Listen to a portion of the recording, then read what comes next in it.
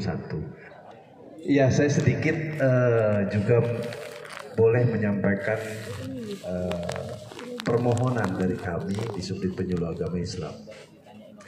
Kami di Subdit Penyuluh Agama Islam, ya begini, ada 9 orang dengan segala kompleksitasnya, dengan segala tuntutan kebijakan-kebijakan yang diamanahi ke kita untuk menyusun program. Ya, lintas internal bahwa penyuluh agama Islam ini adalah pemain utama. Ibaratnya kalau nggak ada penyuluh agama Islam, Kementerian Agama bisa runtuh. Tandanya apa? Dari Renstra Kementerian Agama berikutnya turun ke Renstra Bimas Islam. Irisan semua pelaksanaan tugas adalah ke penyuluh agama Islam. Contoh tentang bina paham, larinya ke penyuluh. Ada paham penyimpang di sana, di mana-mana yang cari penyuluh. Tentang pemberdayaan ekonomi melalui zakat dan wakaf, irisannya adalah petugasnya penyuluh agama Islam. Bahkan badan yang sudah terpisah dari Kementerian Agama, BPJPH, masih melekat di dalam spesialisasi penyuluh agama Islam. Tapi ya, berdasarkan beberapa temuan teman-teman kita di Litbang, bahkan dari teman-teman yayasan swasta melakukan penelitian. Ohid Institute misalkan contohnya, temuannya apa? Bahwa rujukan belajar masyarakat untuk belajar agama itu belum ada penyuluh agama Islam. Yang pertama adalah dari media, kemudian dari masjid, yang ketiga dari dai atau penceramah. Dai atau penceramah isinya kan tidak menutup kemungkinan adalah penyuluh agama Islam. Kenapa ini bisa terjadi? Gak ada nama penyuluh agama Islam. Penyuluh agama Islam belum tampil sebagai penyuluh agama Islam. Ketika mengisi tablik akbar, ngakunya ustaz. Penyuluh agama Islamnya gak ada. Jadi ketika dilakukan uji empiris oleh teman-teman peneliti, gak muncul. Masyarakat ini jujur. Masyarakat ini gak pernah bohong. Apalagi didasari oleh uji empiris. Bu, Pak, pernah nggak penyuluh agama Islam datang? Nggak pernah, Pak, adanya ustadz kampung. Bu, yang ngajarin ngaji siapa? Ustadz, bukan penyuluh. Nah, jadi kalau kita tarik benang merah, kami juga kemana-mana kita sampaikan, yuk kita bangga sebagai penyuluh agama Islam. Kita belakangin dulu honornya. Jadi sekali lagi kami sampaikan dari Subdit Penyuluh Agama Islam, ketika kita terjun di masyarakat, kita bangga terhadap penyuluh agama Islam. Kami beberapa menerima laporan, Pak, saya tampil di RCTI, Pak, saya tampil TVRI, Pak, saya tampil di TV One. Yang muncul apa? Ulama, bukan penyuluh agama Islam. Jadi omong kosong, Pak. Kami di pusat membranding nama penyuluh agama Islam kalau tidak diiringi oleh teman-teman semua. Bangga. Minimal kalau ditanya, saya penyuluh agama Islam. Nah, itu sebagai kendaraan kita juga untuk menuju yang paling atas. Bahwa di lingkup internal Kementerian Agama kita pemain tunggal. Sudah dikenal semua, Pak. Menteri Agama, Sekjen, Dirjen manapun mengandalkan penyuluh agama Islam di berbagai aspek. Tapi stakeholder kita di luar, Bappenas, Kementerian Keuangan. Saya saksinya, Pak. Ketika itu kebetulan disposisinya menghadiri rapat kenaikan honor penyuluh yang dari 500 ke 1 juta. Saya kayak digampar, Pak. Benar ini keluar dari disposisinya melalui staf Menteri Keuangan. Masih perlu nggak sih penyuluh agama Islam? Kayak ditabukin, nggak bisa balas. Sekarang kita sudah mulai menata contoh kehadiran EPA, bahwa EPA ini belum sempurna ya, tapi harapan besar kita bisa melihat nanti secara real time. Hari ini seberapa sih penyuluh agama Islam berbicara tentang kerukunan, nanti bisa diukur di situ lewat grafiknya. Kami bersama tim IT masih dalam tahap pengembangan dan maintenance. Saya pernah nelfon Bu Ernida ya, kalau nggak salah ya, Bu Ernida kalau nggak salah. Banyak kendala ya. Semalam kita sudah berhasil menghapus 50% data anomali yang tidak berhasil incorrect dan masuk. Nah, nanti tadi ada beberapa list, nanti saya bantu hapus dan saya ajarin juga nanti cara menghapusnya admin. Mudah-mudahan di sini sinyalnya bagus. Nah, satu lagi, kelemahan dan keunggulan sebuah sistem itu pasti ada. Kita menggunakan web base kali ini, tidak menggunakan Android base karena kalau Android base itu banyak infrastruktur yang disyaratkan. Itu salah satu kelemahan yang EPA itu 2018 aja hidupnya, 2017 karena kita kekurangan infrastruktur. Nah, kita pindah jadi web base. Nah, kendalanya apa? Ketika kita mendaftar, usahakan jaringannya benar-benar bagus. Ketika di tengah jalan jaringannya jelek, otomatis dia nyangkut. Nah, itu nanti jadi data anomali. Bapak Ibu belum berhasil punya NIPA, belum berhasil punya password, itu pasti nyangkut di kalau admin bisa lihat di verifikasi. Jadi data-data yang masih ada di kolom verifikasi itu data-data yang nyangkut, yang belum bisa login di aplikasi EPA, itu bisa dihapus atau bisa diverifikasi dan dikirim linknya ke yang bersangkutan.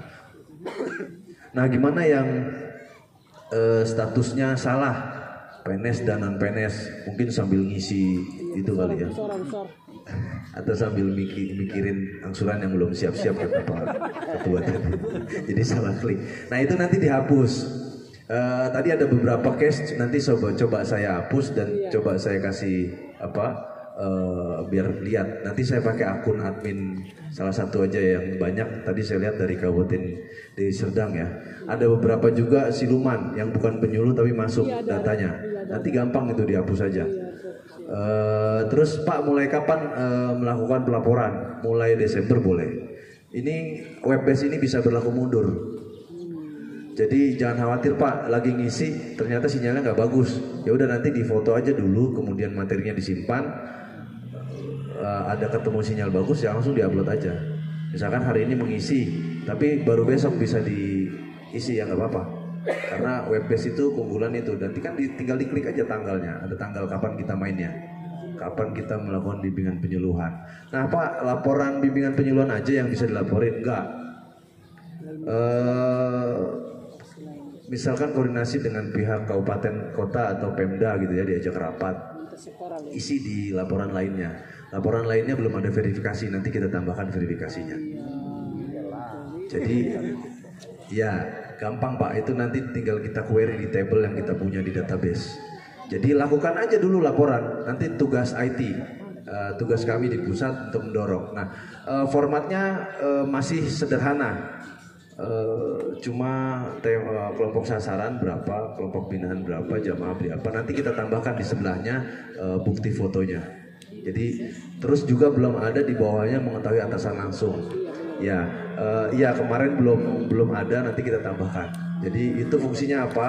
Kita jangan sampai kelewat koordinasi dengan pimpinan kita. Dalam hal ini misalkan kepala KUA untuk penyuluh yang non PNS, yang PNS bisa ke Kemenak atasan langsungnya. Terus mohon izin kalau beberapa kali Bapak Ibu nelfon ke kita atau WA ke kita belum direspon, itu karena kemarin waktu pendaftaran itu ada sekitar 3.000-an yang masih nyangsang, yang masih ada di kolom verifikasi. Jadi kita harus satu-satu menjawab. Apalagi langsung dari usernya gitu ya. Kalau langsung dari admin kan bisa direkap. Nah, nanti setelah ini kita akan rekap secara nasional berapa orang sih sebenarnya yang belum terdaftar. Tapi sebenarnya kita bisa cek di query kita. Nanti kita tinggal del. Nah, semalam baru 50%. Nanti bisa saya coba langsung hapus. Nah, perbedaannya apa si Eka dengan si EPA ya? Si Eka apakah masih berlaku? Ya, si Eka ini kepentingannya untuk seluruh pegawai yang ada di Kementerian Agama. Jadi si Eka ini tetap lanjut Pak. Si EPA kenapa EPA lahir? EPA lahir ini sebagai medium kita, sebagai tools kita untuk RIA Pak. Jadi ketika kita rapat nanti di Bappenas dan Kementerian Keuangan, ketika ditanya mana kerjanya penyuluh, kita tampilin si EPA, nanti kelihatan grafiknya. Jadi kepentingannya itu. Jadi lagi-lagi ini adalah usaha membranding kita penyuluh. Beberapa kali rapat di Kementerian Keuangan atau Bappenas, kita belum bisa menampilkan output. Setidaknya misalkan bulan Desember ternyata ada 20.000 umat yang terbina tentang buta aksara Al-Quran kan kita bisa ukur nanti di dalam EPA. Jadi kita nggak perlu lagi bawa tumpukan tebal-tebal itu. Nah itu ini salah satu alat EPA. Jadi mohon bersabar, EPA ini masih namanya web based. Ini ada beberapa tahapan. Kalau Android based cepat, tapi butuh infrastruktur yang lebih mahal dan lebih banyak. Bikin aplikasi ini hanya 30 juta. Gak banyak. Infrastrukturnya juga kita menebeng di bahkan setara dengan nanti disetarakan dengan server Siskohat, mudah-mudahan gak jebol. Kemudian ada pertanyaan lagi tadi saya catat, 4A atau 4B ya, 4A atau 4A ke 4B siapa yang nilai?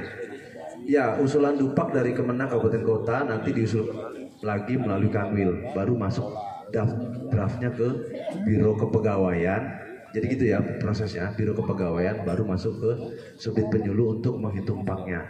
Paknya sudah berhasil dihitung dan sudah dinilai oleh tim pusat, nanti kembalikan lagi ke Biro Kepegawaian untuk di-SK-kan. Itu prosesnya. Nggak bisa buka admin tadi Bapak itu ya. Saya juga kadang-kadang kurang hafal. Jadi mohon maaf Pak, kalau dirasa pas balas WA saya tuh cuma singkat-singkat. Itu karena pas kadang saya lagi di jalan atau lagi apa. Jadi mohon izin, mohon maaf kalau dianggap kurang santun. Ya, jadi teman-teman semua, kami lagi-lagi pesankan bahwa yuk kita sama-sama punya jiwa korsa, tampilin penyuluh agama Islamnya. Kami di Subdit Penyuluh Agama Islam tidak bosan-bosan membuat sebuah instrumen. Gimana sih caranya Bu Menteri itu yakin? Kita sih mau dudukin di sini bahwa kalau kita sih udah nggak ragu lah ya sama teman-teman penyuluh, nggak ragu tentang kinerjanya. Apapun ada yang sedikit balelo lah yang nggak bisa diatur dan segala macam itu. Ya kata kalau sebuah anak di dalam rumah tangga ada yang berhasil, ada yang kurang berhasil, itu wajar. Itu fungsinya evaluasi. Nah, bicara tentang wawasan keagamaan dan wawasan kebangsaan. 2021 kita setelah melakukan pemetaan di 8 provinsi. Itu langsung dikawal oleh Gusmen melalui staf sus, sudah kita lakukan di 8 provinsi. Nah nanti di tahun ini kita akan lakukan seluruhnya pemetaan penyuluh agama Islam, pemetaan tentang wawasan kebangsaan dan wawasan keagamaan. Jangan sampai Sumatera Utara ini malah kontraproduktif dengan negara. Kita pesankan juga bahwa Pancasila itu ya harga mati, RI ya harga mati, gitu ya Bapak Ibu. Kemudian tentang KMA 219 2021 ya Bang Amir ya, kita juga ada sedikit miss. Jadi posisinya sama kayak KMA 516 dengan KMA berapa yang itu, berapa 34. Jadi KMA 516 ini mengatur penyuluh agama Islam dan angka kreditnya. Otomatis penyuluh agama Islam lebih ke 516, 34-nya terkesan tidak diabaikan gitu ya. Ini sama kayak 2019. Kita sudah punya Permenpan baru Bapak Ibu, butir-butir kegiatan bagi penyuluh PNS di situ sudah jelas, sudah lengkap dengan segala jenjang jabatannya mulai dari pertama, muda, madya dan seterusnya. Udah ada utama. Kita sedang menyusun juga regulasi tentang ANCAP dan ABK, itu nanti kita diperlukan untuk ketika Kementerian Menpan RB butuh berapa sih formasi penyuluh agama Islam yang sebenarnya dibutuhkan. 2021 kita sebar edaran untuk mengisi usulan P3K. Hari ini sudah masuk di Menpan RB melalui aplikasinya informasi. Kita sangat berharap banyak usulan yang diterima. Kita usulkan seluruhnya formasi. Jadi bukan ini juga langkah kita di pusat. Jadi lagi-lagi kami sampaikan ini bukan pengangkatan. Jadi bukan pengangkatan langsung. Ini adalah seleksi dan tahapannya baru usulan. Terserah Kemenpan RB dan Kementerian Keuangan. Nanti mereka berdua itu menghitung kebutuhan beban negara ini berapa. Karena hak dan isi-isi dompetnya itu sama nanti dengan PNS. Bisa juga P3K menjadi menjabat, bisa jadi kepala Kemenak, bisa jadi kepala Kanwil, itu haknya sama, kewajibannya juga sama.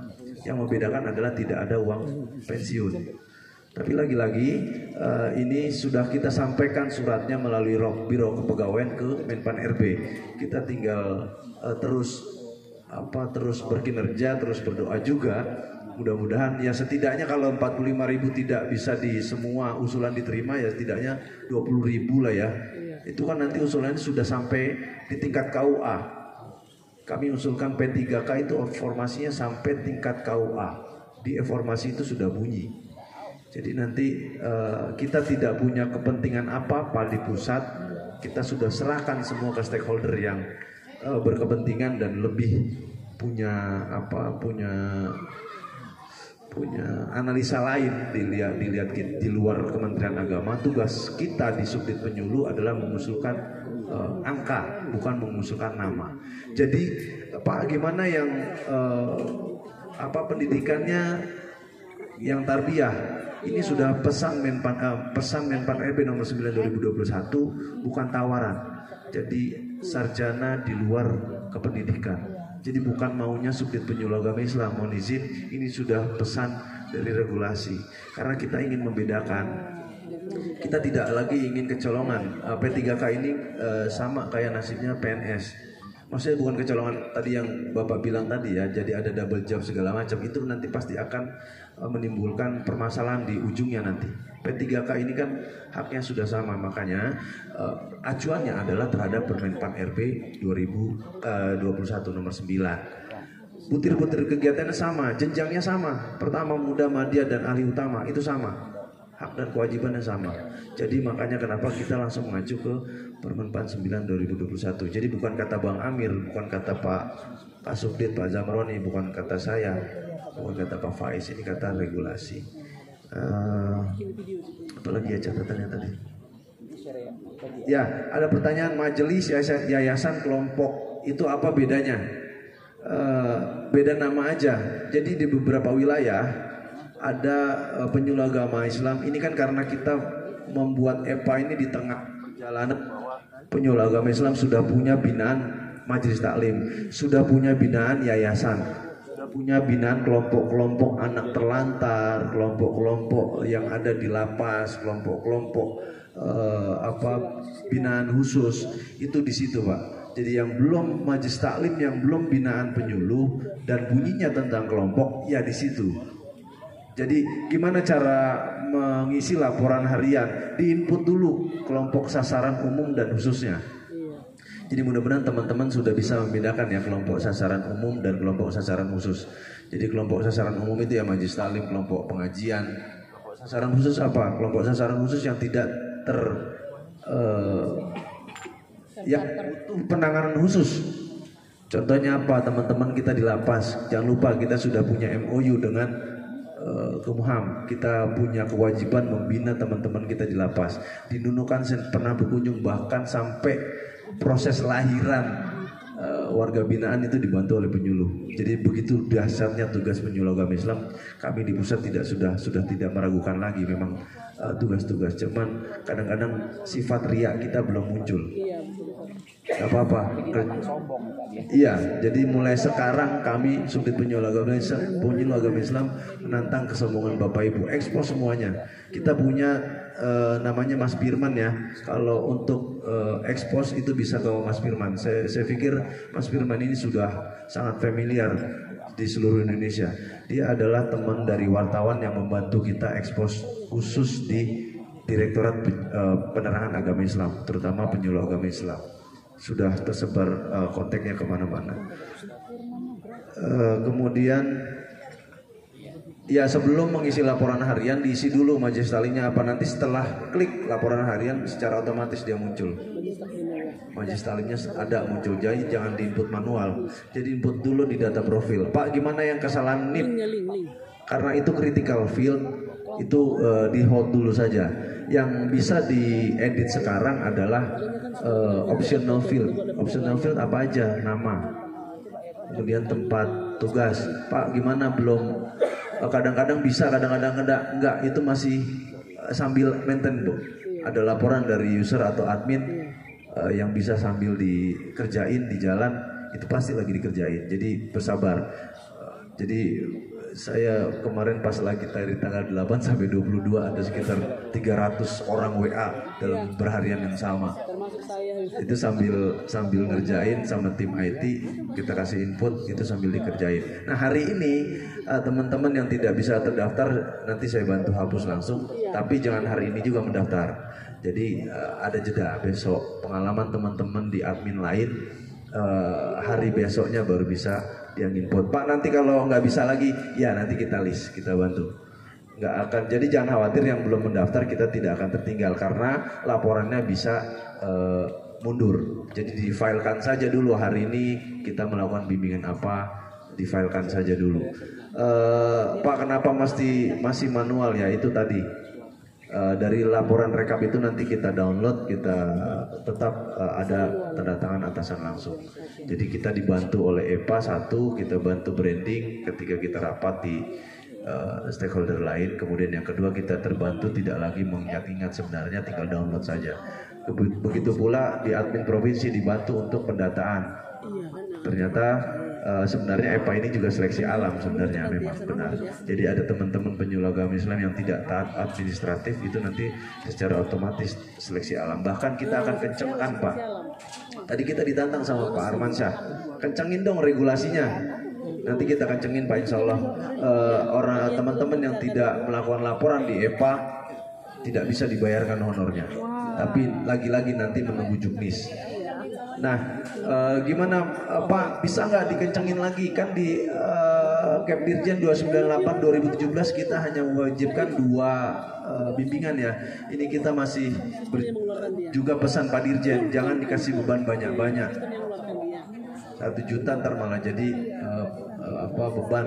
Cuman 1 juta kita misalkan kasih kewajiban 4 kali dalam seminggu. Itu juga kita masih mengukur sejauh mana beban anggaran dan beban kinerja kita. Jadi nggak mungkin kita kasih honor 1 juta kita setiap hari bisa melakukan bimbingan penyuluhan. Kalau syukur-syukur teman-teman sudah melakukan bimbingan setiap hari ya laporkan saja, nggak ada salahnya kan gitu. Tapi jangan lupa penyuluh agama Islamnya ditampilkan. Dari saya kurang lebihnya mohon maaf.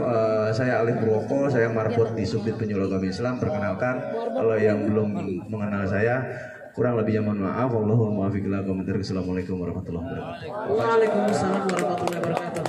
Apa? Saya rasa ada yang sampai kali Pak? Ada lagi? Ada lah. Oh iya. Bismillahirrahmanirrahim. Assalamualaikum warahmatullahi wabarakatuh. Lanjut.